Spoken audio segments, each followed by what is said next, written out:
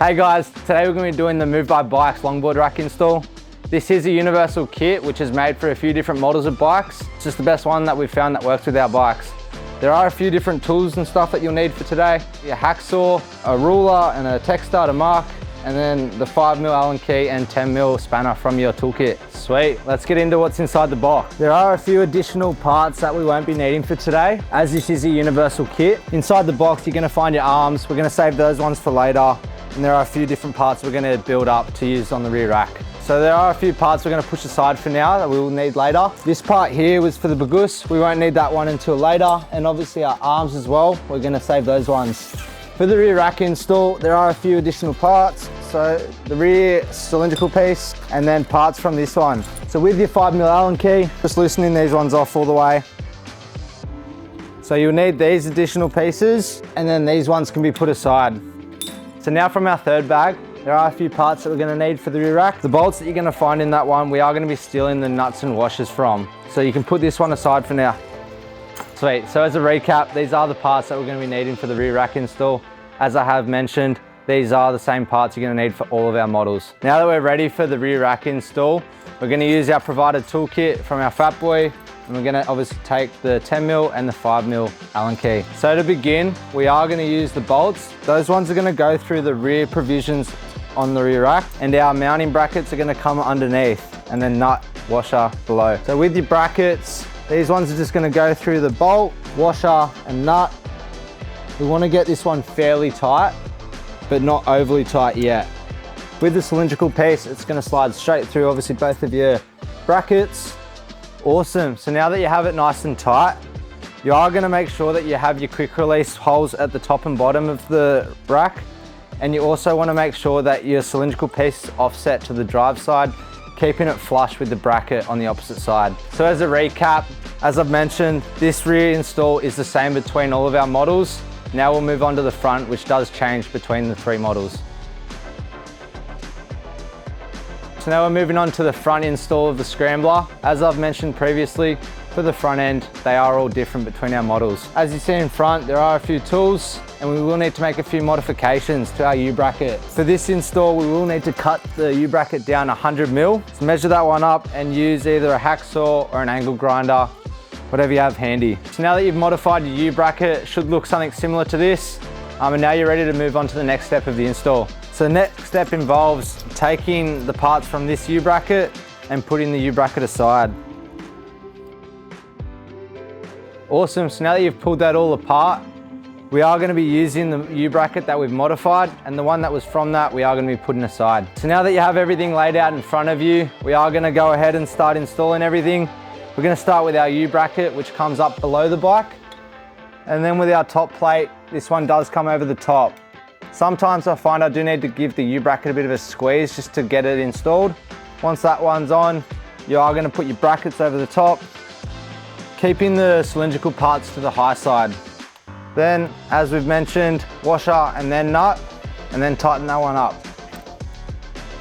Not too tight because we are gonna install the cylindrical piece last. Now that you've got it in somewhat of a position that you'd like to keep it in, there is a grub screw. I recommend tightening that one down to the frame just to stop it from rotating on itself. Once you've tightened up the grub screw, you are going to install your cylindrical piece. That one's going to come up through and keeping your holes somewhat accessible. Sweet, now everything's nice and tight. You are ready to install your arms. Sweet, so now we're jumping into the front end install on the Harlem. As mentioned previously, the rear rack is the same between all of our models. So if you did want to catch that, jump back in the video and have a look at that one. As seen in front of me, these are the bits and pieces you're gonna need, which are specific to the Harlem. Let's jump into it. So first step, we are gonna be cutting down our U-bracket. We wanna be taking 90mm off this one for the install, and that one's gonna come up below here. With your ruler, obviously measuring out 90mm, and just marking that one off. Sweet, so now that we've cut down our U-bracket 90mm, we are gonna grab our 4mm Allen key and we're gonna remove that top bolt. Awesome, now we've taken our 4mm out, we're gonna put that one aside. So now the next step is we're gonna take our U-bracket, we're gonna put that one up from the bottom, and our top plate's gonna come up from the top. As mentioned previously, if you can't get it in, give that one a bit of a squeeze, and it's just gonna help get that all the way down. Making sure we're lining up our top plate with that bolt provision that's been taken out.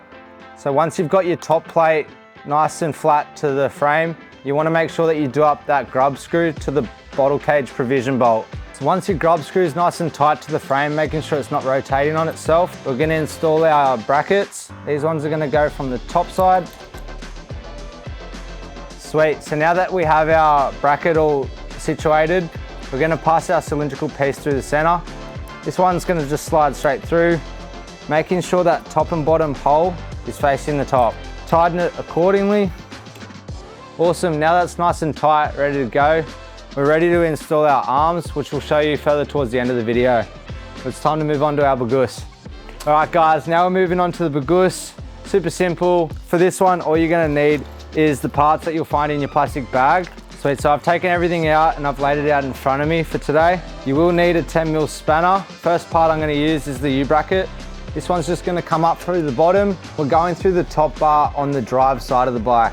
Using the top plate next, that one's just gonna come up through the top. Make sure that you tighten up your grub screw to the frame. That's just gonna stop it from rotating too much on itself.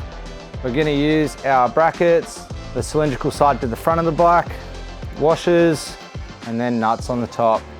Now we'll start using our 10mm spanner, and we're just gonna tighten that one up just to get it kind of tight so it doesn't move around too much. And then I'll start by putting my cylindrical piece through the middle and then tighten that one up all the way, making sure that our top and bottom hole are facing the top.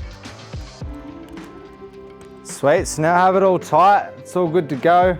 As we've mentioned previously, the rear section is the same between all of our models. You're ready to install your arms and get out there. Sweet, so we're gonna start with the rear. As I said, they just run on quick release buttons.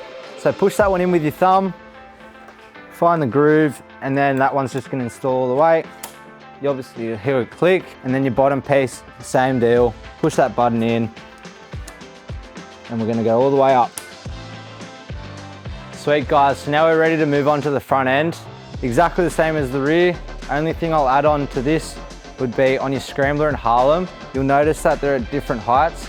So what we do in the workshop, just to keep your board nice and level, is to remove the additional foam just with a razor blade or a Stanley, just running around that edge and taking off the extra foam. Same deal, quick release, slides directly in, locks in place. Awesome, so now we're all done, ready to go. Thanks for sticking around. Obviously this is a pretty complex install. If you have any further questions or you got any queries, make sure you reach out. Happy to help. Time to get out there, enjoy some waves, and see you out there.